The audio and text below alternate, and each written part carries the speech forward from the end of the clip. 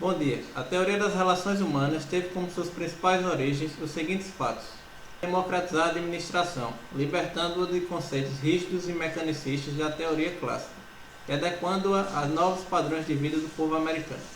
Segundo, o desenvolvimento das chamadas ciências humanas, principalmente a psicologia e suas principais aplicações à organização industrial.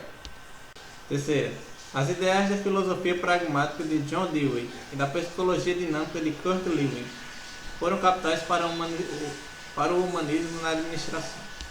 Quarta, as conclusões da experiência de Hawthorne, desenvolvida entre 1927 e 1932 sobre a coordenação de Elton Mayer, que puseram em xeque os principais postulados da teoria das relações humanas. Nesse vídeo, nós daremos um enfoque maior sobre a experiência de Hawthorne, explicando suas fases.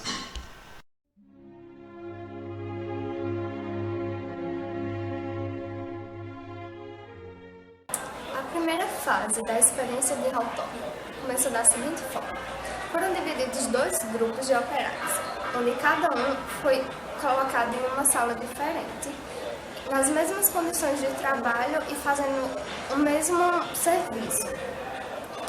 O primeiro grupo de operários, era no caso o experimental, que ele foi posto em uma sala onde havia a intensidade de luz variável. E já o segundo grupo, que era o de controle, ele foi colocado sob a intensidade de luz constante. Tal experiência foi feita com o intuito de ver qual seria o desempenho dos operários em suas atividades de acordo com a iluminação do ambiente de trabalho. Porém, os observadores notaram que eles não encontraram uma correlação entre as duas situações.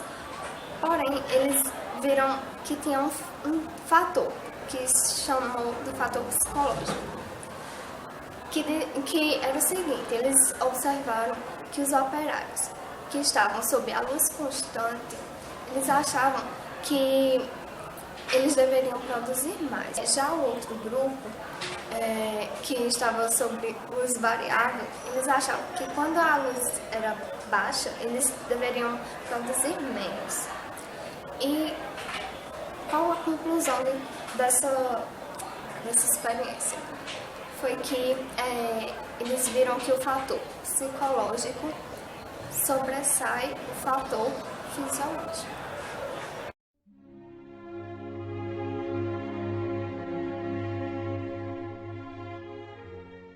A segunda experiência de Hawthorne, feita em 1927, continuou com essa divisão de grupos, de grupo de controle e grupo experimental. Eles estavam em salas diferentes e ambos tinham um supervisor, mas o de experimento tinha um supervisor e um observador. O objetivo principal desse experimento era medir a produção de cada grupo em diferentes condições de trabalho. E, por ser assim, esse experimento foi dividido em 12 partes. No primeiro período, eles trabalharam em condições de trabalho. O observador viu eles trabalhando em condições normais e que a produção deles, eles produziam 2.400 peças por grupo. No segundo período, eles mudaram de sala e observaram que a produção aumentou devido a essa mudança de sala. No terceiro, houve um fato interessante, que foi o da mudança de salário, do sistema de salário. O salário antes era feito pela produção em grupo, mas depois passou a ser feito por produção individual, ou seja, as pessoas tinham mais um estímulo de trabalhar individualmente para terem maior salário. E também houve aumento de produção. No quarto período, eles começaram a ter um intervalo de 5 minutos pela manhã e de 5 minutos pela tarde. Então, aumentou-se também a produção. No próximo período, que é o quinto, eles aumentaram esse tipo de intervalo para um intervalo de 10 minutos em cada turno, e também aumentou a produção. No sétimo período, no sexto período, eles aumentaram essa quantidade de intervalos. Houve 3 intervalos de 5 minutos pela manhã e pela tarde. Porém, a produção não aumentou e as operárias se queixavam de que estava tendo uma quebra no ritmo de trabalho por conta desse tanto de intervalos.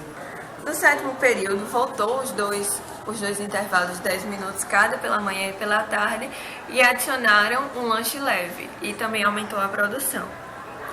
No 8º período, eles passaram a trabalhar até 4h30 da tarde. Eles antes trabalhavam até às 17 horas, desculpa.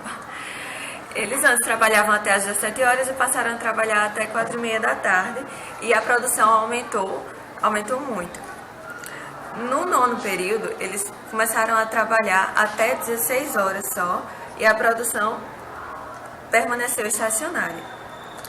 Depois, eles voltaram a trabalhar até as 17 horas e no 11º período, eles começaram a trabalhar só 5 dias na semana, com o sábado livre, e a produção também aumentou.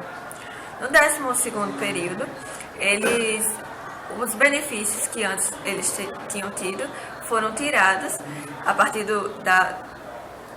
da mudança salarial, e que no final eles passaram a produzir 3.000 unidades, o que no começo eles produziam 2.400 unidades semanais por grupo, eles passaram a produzir 3.000 unidades semanais por pessoa.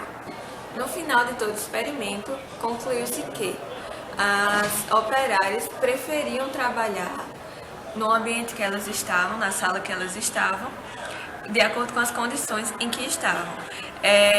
Também houve um maior desenvolvimento social, que elas entre si se tornaram uma equipe forte, de acordo com as conversas no horário de trabalho. E, em suma, o que aconteceu e o objetivo principal foi atendido, que elas se tornaram juntas em um objetivo comum, que era aumentar a produção.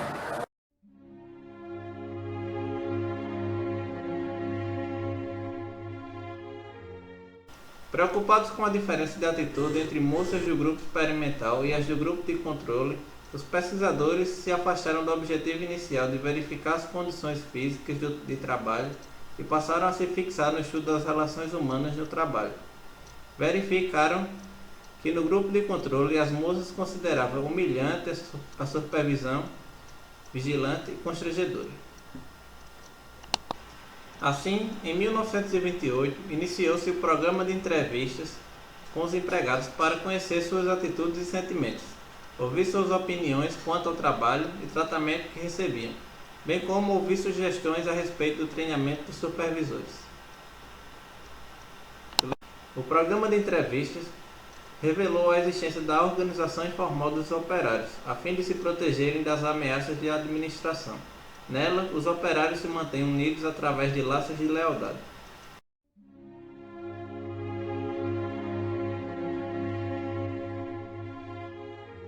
A quarta e última fase teve início em novembro de 1931 e durou até maio de 1932 e teve que ser suspensa por causa da falta de recursos devido à crise de 1929. E teve como objetivo analisar a formação dos grupos informais dos operários, assim formando um grupo experimental composto por 9 soldadores, 9 operadores e 2 inspetores, sendo observados e entrevistados por pesquisadores, e seu pagamento era medido através da produção grupal. Os pesquisadores perceberam que os operários, após produzirem a meta que julgavam ideal, eles reduziam o ritmo de trabalho e anotavam os excessos para que a falta de um dia pudesse ser compensada com o excesso de outro.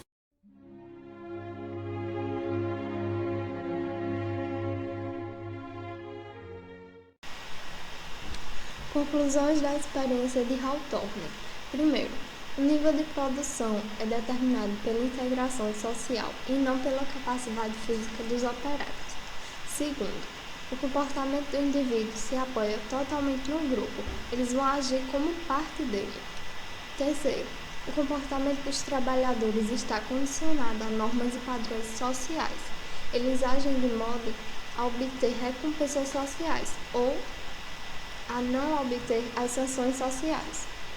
Quarto, a empresa passou a ser vista como um conjunto de grupos sociais informais, cuja estrutura nem sempre coincide com a organização formal.